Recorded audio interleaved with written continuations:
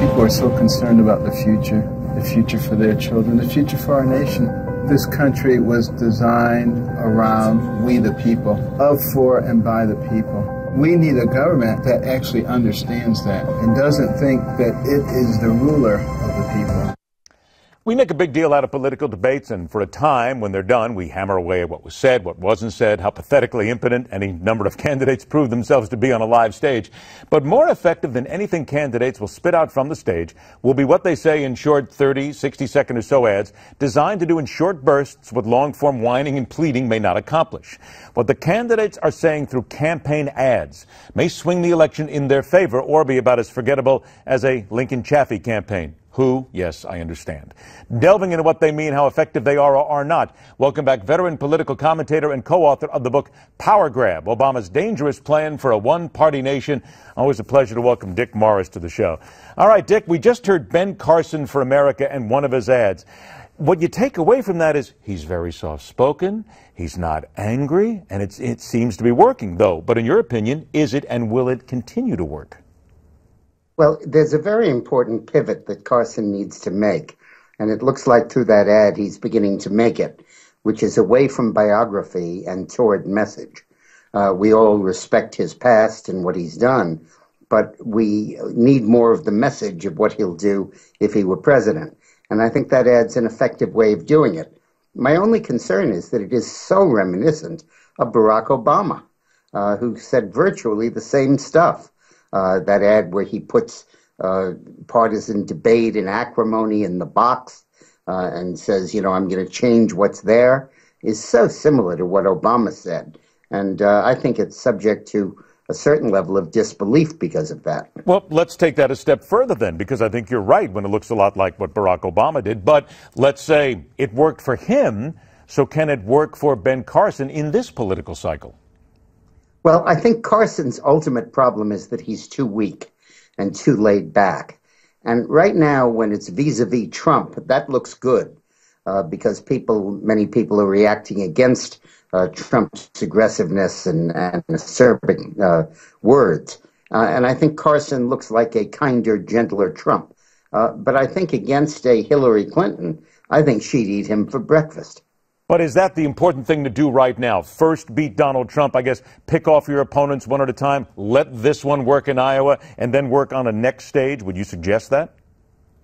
Yeah, but I think that Republican voters, particularly the caucus goers, are so focused on winning and clearly understand that the opponent will be Hillary Clinton, who's a very combative, strong warrior, that I think doubts about Carson's strength and viability as a campaigner will begin to erode his stature. Right now, he's not on his own. He's the un-Trump, and he's doing well. He's the no-Trump, if you're a bridge game enthusiast. All right. So let's then turn to somebody else who may want to try to be the non-Trump, if you will, at least maybe a reformer, a non-conformist, if you will.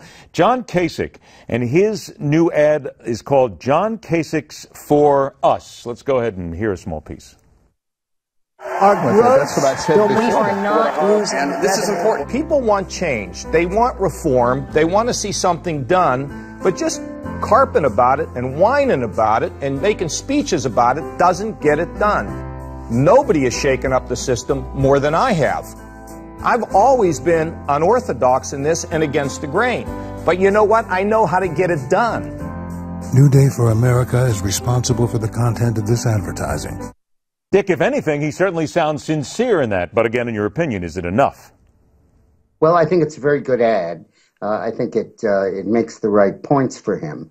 But I think that at the moment it's spitting in the wind. I think that this is a very hard message for him to get across at a time when you have a professional anti-government person like Trump or Carson ahead of you, and Rubio and Cruz vying for the same vote.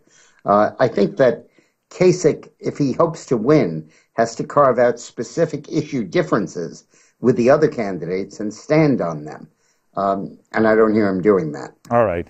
About a minute or so left here. Let's get to Jeb Bush, because certainly there's been a lot of talk about Jeb here the last couple of days. His new campaign series is called simply Lead from the Right to Rise PAC. Here's a piece.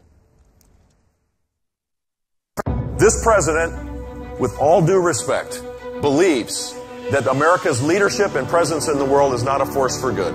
America has led the world, and it is a more peaceful world when we're engaged the right way. We do not have to be the world's policeman. We have to be the world's leader. Okay, there are those who already look at these and say, sounds good, looks good, but they're not working, are they? Well, it's hard for Bush to make that case. When, his brother led us into Iraq and his father led us into Kuwait. And now we look at that part of the world and we see it was worse than when we started.